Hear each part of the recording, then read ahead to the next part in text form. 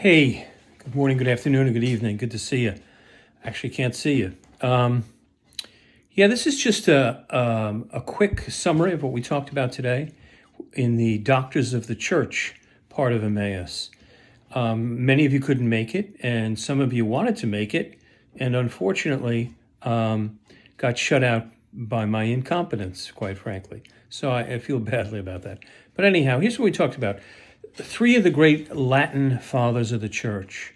There are four great Latin fathers of the church, and they are St. Augustine, St. Ambrose, St. Jerome, and St. Gregory the Great. We're not going to be including Gregory the Great. He lived not in their time frame, maybe 150 years after them.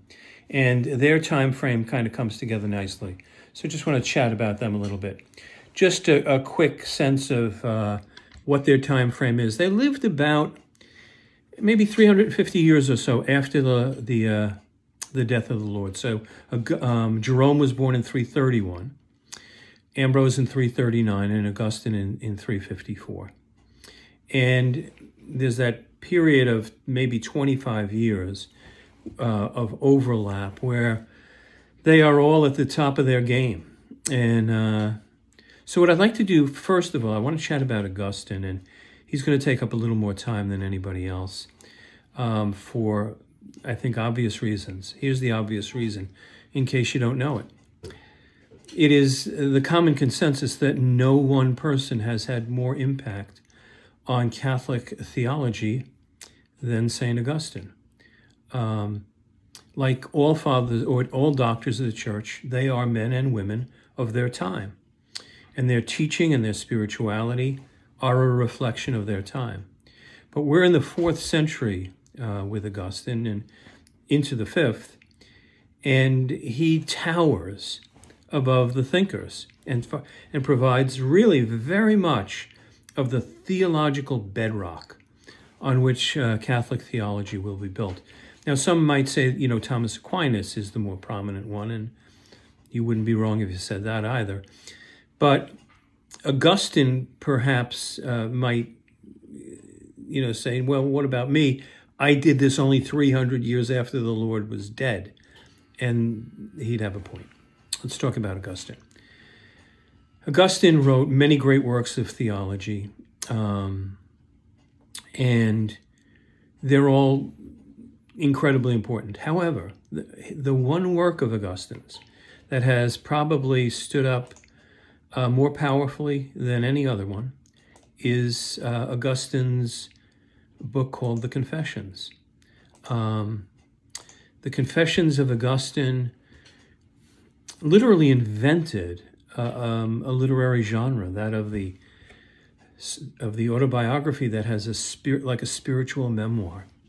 It's very, very powerful, very, very beautiful. I had the chance to listen to and read a lot of it over again. And there are two things that jump out at me: how many beautiful parts there are in it, and number two, how redundant it is. So it's not necessarily an easy read for a 21st century reader, but on the other hand, it is. There's so much of it that's wonderful and great. Let's just take a little look at his life, because in fact, this is the key to Augustine.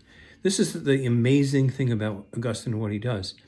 He theologizes out of his personal experience and develops a spirituality out of his personal experience. And others will do that. They just don't know that they're doing it. Whereas Augustine is doing it very explicitly. What is his life story? Well, first of all, he's born in northern Egypt. So he's not from Rome or Milan or the great Christian centers of the time. His mother, you probably are aware, was a saint, Saint Monica. And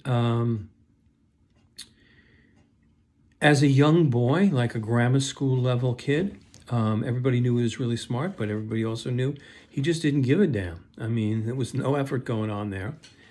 And then when he gets to like that junior high schooly age,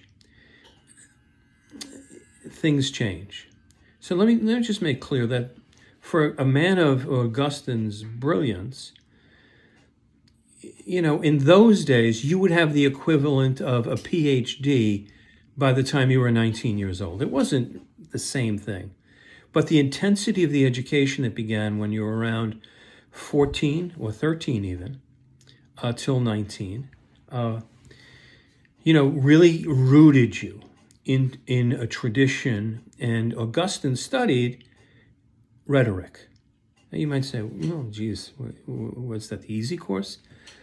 No, back in those days, rhetoric was what the smart kids took. Rhetoric was not just persuasive speech. It was much more than that. It was all the background necessary for persuasive speech. So you had to know your classics in Greek and in Latin. You had to know your philosophy and your law, your history, and you had to develop a capacity for communicating it. And so Augustine goes off to study, and he's brilliant, and he is more sexually active, holy smoke, than an animal in heat. He's just the stories of Augustine, being sexually active are not overstated. He's not literally naming every one, but he is saying, yeah, this is what we did. This is what I did for leisure. This is what I did for bragging. This is what I did as a pursuit and a hobby. Have sex. So, not exactly somebody you would think of as going on to be one of the great saints in the tradition. The good news, I guess, is that by the time he's 19, he has sort of sown every wild oat he has, and he takes what they would have called a concubine, what we would have called a sort of a common law wife. And he never names her in the Confessions, and they have a child, Adeodatus. And sure enough, he goes to Rome. He gets a great position in Rome, but he's not satisfied with that.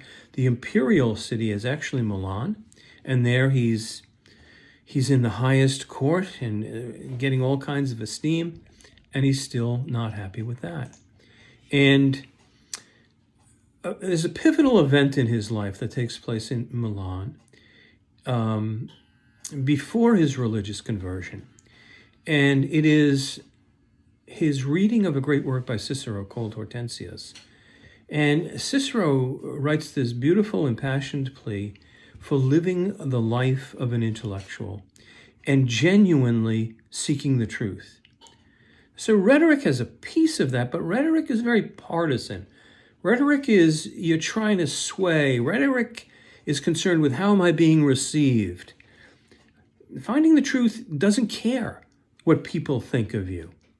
It's impassioned seeking of the truth. So up in Milan, again, he's his brilliant Latin scholar. His Greek is perfect, and he's reading the Bible, and he's like, really? And the Greek Bible, he says, so primitive. The stories in the Old Testament, he says, are so you can't even understand them. Sometimes God's having a good day, sometimes God's having a bad day. What's going on with that? And so he's, growing as an intellectual, but he's about to meet his match. And that's what we're going to see in the second tape. Thanks.